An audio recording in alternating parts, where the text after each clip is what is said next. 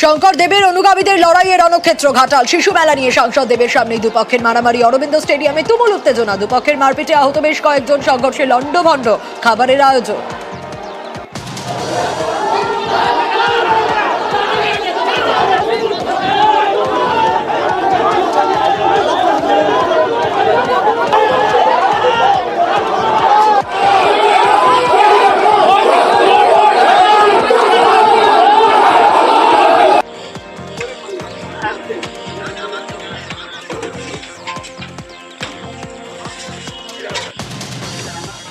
দেবের মিটিংয়ে আসার কথা ছিল শিশু মেলা। দেব এসে ঢোকা মাত্র রামমান্না সহ রাজার লোক একটা ওখানে লাঠি ছোটালি উত্তেজনা শুরু হয়। এবার আমরা ছাড়াছাড়ি করছিলাম, আমি গেটটার সামনে দাঁড়িয়েছিলাম।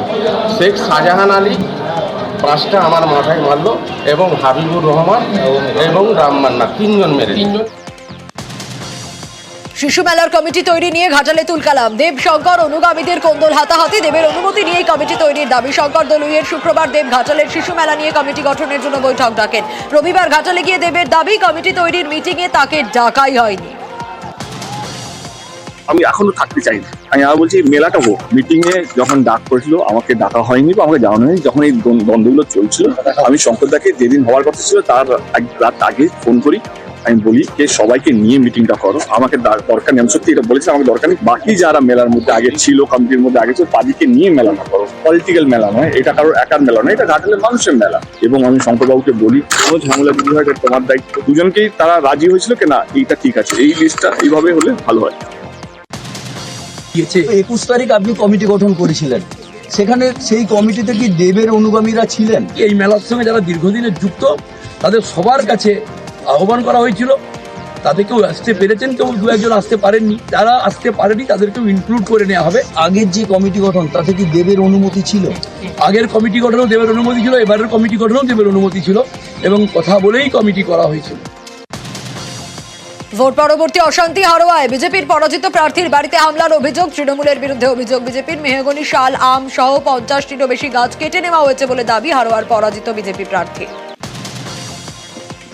দেখা যাচ্ছে যে আমার যে আম বাগান ছিল 5 বিঘে জমি, তার মধ্যে 4 বিঘে জমির আম বাগান, আম গাছ পুরো কেটে দেওয়া হয়েছে। এ থেকে বোঝা যায় যে তৃণমূল মানে গোটা রাজ্য জুড়ে কীভাবে সন্ত্রাস চালায়।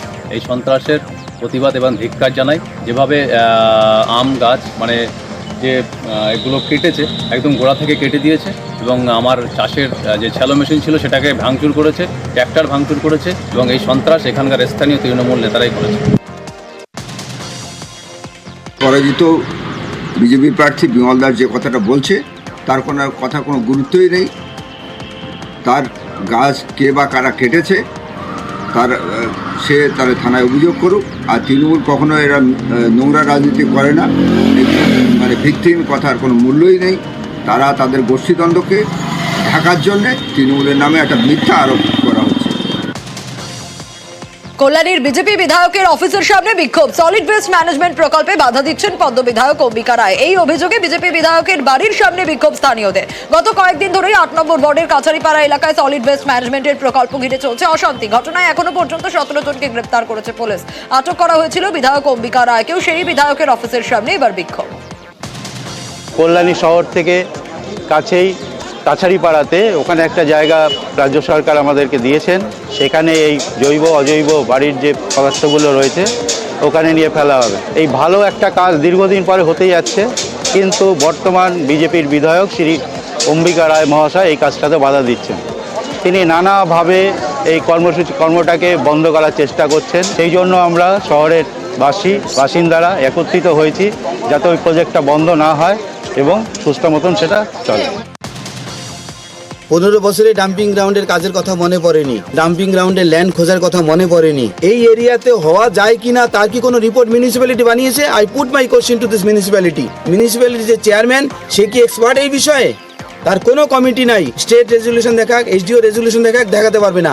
এমনকি আমি জনপ্রতিনিধি এই কল্যাণী বিধানসভার, আমাকেও কখনো জানায়নি। এটা শুধুমাত্র কাটমানি, শুধুমাত্র ওই পয়সাটাকে কীভাবে আত্মসাৎ করবে, ওই পয়সাটা যাতে রিটার্ন না চলে যায় সেই জন্য ওই পয়সা আত্মসাৎ করার জন্য এরা ইয়ে করছে। যদি মিউনিসিপ্যালিটি যদি এই ধরনের জায়গা যদি না থাকে কিনতে হবে।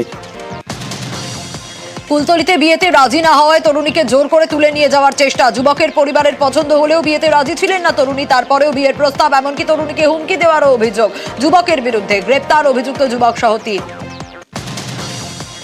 এবার নাবালিকাকে যৌন হেনস্থার ঘটনায় গ্রেপ্তার বিকাশ মিশ্র। এর আগে কয়লা মামলায় সিবিআই এর হাতে গ্রেপ্তার হয়েছিল বিকাশ মিশ্র। পরে সিবিআই মামলায় জামিন পায়। সে জামিন পেলেও প্রতি সপ্তাহে হাজিরা দিতে সিবিআই দপ্তরে যেতে হয় বিকাশকে। নাবালিকাকে যৌন হেনস্থার অভিযোগে পক্সো সহ একাধিক ধারায় বিকাশের বিরুদ্ধে অভিযোগ দেয়। দেগঙ্গায় পরপর বাড়িতে গান পয়েন্টে লুট, 2 থেকে 3টি বাইকে চড়ে হানার 8 ডাকাতের। আগ্নেয়াস্ত্র ঠেকিয়ে হাত পা বেঁধে লুট কাজ হাসিলের পর গয়না টাকা নিয়ে অবাধে চম্পট। পরিচয় গোপন করতে মুখ ঢেকে হানা দুষ্কৃতীদের সিসি ক্যামেরায় নজর পুলিশের। মা ডেকে বাড়িতে ডাকাতি, দেগঙ্গার কলাপোলে অভিনব কায়দায় লুট, ভয় দেখাতে হাতে ধরানো হয় বোমা। এক মহিলা অসুস্থ হলে জল খাওয়ায় দুষ্কৃতীরা।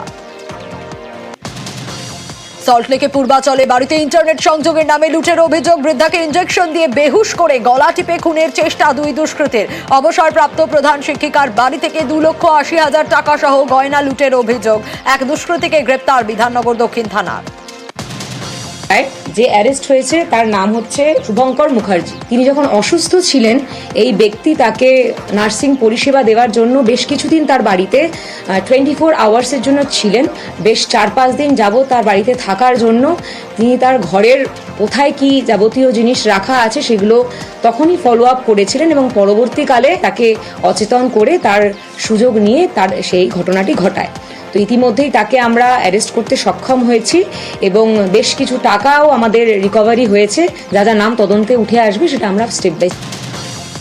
গত রবিবার মুকুন্দপুরে সোনার দোকানে লুটের ভাইরাল ছবি। শেয়ারের লোকসানে সোনা দোকানে লুটের ছক। গত রবিবারই হাতে নাতে পাকড়াও হাসপাতালের মেল নার্স দীপঙ্কর পাল। শেয়ার বাজারে অনেক ধার দেনাও হয় তার। সেই আর্থিক ক্ষতির সামাল দিতেই সোনার দোকান লুটের চেষ্টা বলে অনুমান পুলিশের।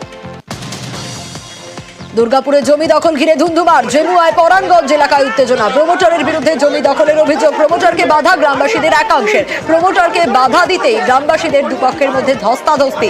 পরিস্থিতি সামাল দিতে ঘটনাস্থলে পুলিশ। বিদ্যুৎ চুরিতে কাঠগড়ায় বিধায়কের আত্মীয়রা। পূর্ব বর্ধমানের খণ্ডঘোষের ঘটনা। হুকিং করে দোতলা পাকা বাড়িতে বিদ্যুৎ সরবরাহ। রাস্তার ইলেকট্রিক পোল থেকেই অবাধে চলে হুকিং। এমনকি পাশের মাটির বাড়িতেও হুকিং করে বিদ্যুৎ নেওয়ার অভিযোগ। বেনিয়ম হয়েছে মানছেন বিধায়ক নবীন চন্দ্র বাগের আত্মীয়রা। কারেন্ট আছে না, হুকিং করা হয়েছে তো হয়নি, তো এটা তো অন্যায়। লাগবে এরকম কতদিন ধরে চালাচ্ছেন হুকিং? বেশি না, জমি ছিল ওটা। দুটো বাড়িতেই কি মানে হুকিং করা আছে? না, এটাই রিসেন্ট করলাম। আর ওই বড় বাড়িটাতে হুকিং করা? ওটা এখন কারেন্ট নিয়ে নেয় বলে এখন দিয়ে আছে কারেন্ট ওটা। আচ্ছা, কিন্তু এইভাবে হুকিং করে এটা ডিস্টার্ব হয়ে গেছিল। নরবরে কাঠের সেতুতে ঝুঁকির পারাপার। দাসপুরের নন্দপুরে বেহাল সেতু। প্রশাসনকে জানানো হলেও পদক্ষেপ নেয়নি বলে অভিযোগ। ঘুরপথে যাতায়াত বাড়ছে, হয়রানি। সেতু সারাইয়ের আশ্বাস পঞ্চায়েতের।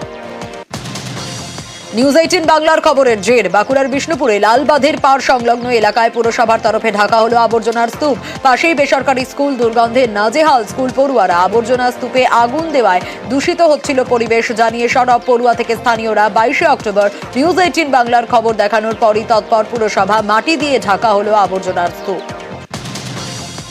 বাদুরিয়া গ্রামীণ হাসপাতালে চরমে হয়রানি। হাসপাতালে কল থাকলেও মেলে না জল। দিনের পর দিন জল কিনে খেতে হচ্ছে রোগী ও রোগীর পরিজনদের। 4 থেকে 5 মাস ধরে খাবার জলের কল খারাপ থাকার অভিযোগ। সব জানা সত্ত্বেও বিএমএইচওর বিরুদ্ধে কল না সারানোর অভিযোগ। মুখ খোলায় চাকরি হারানোর আশঙ্কায় কর্মীরা।